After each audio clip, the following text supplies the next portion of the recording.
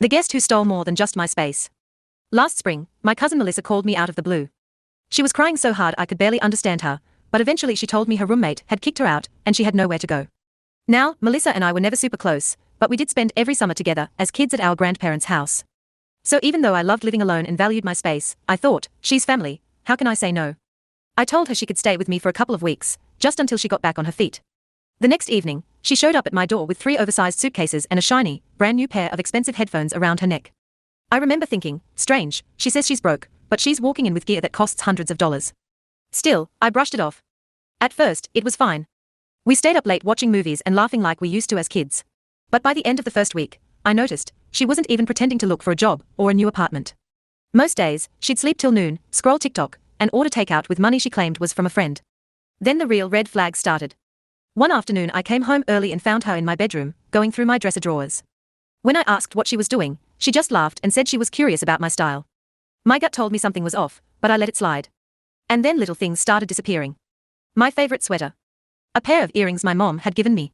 Even half-used bottles of skincare. Every time I confronted her, she'd brush it off with a joke like, "You've got so much stuff, you won't even miss it." But I did miss it. The breaking point came 2 weeks later. I checked my bank account one morning and nearly fainted. Over $800 was gone. There were charges for a furniture store, a rideshare app one didn't even use, and a late-night food order delivered across town. When I looked in my desk drawer, my debit card was missing.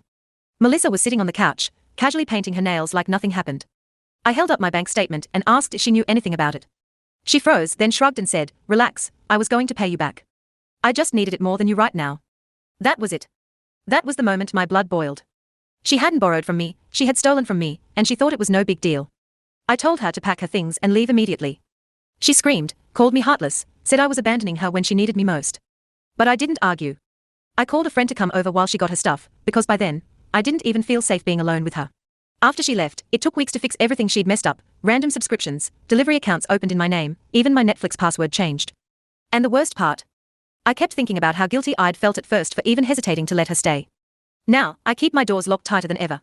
And I've made myself a promise. Never again will I let guilt or nostalgia trick me into opening my home to someone I can't trust. Because in the end, that lesson cost me $800, and a cousin I'll never welcome back.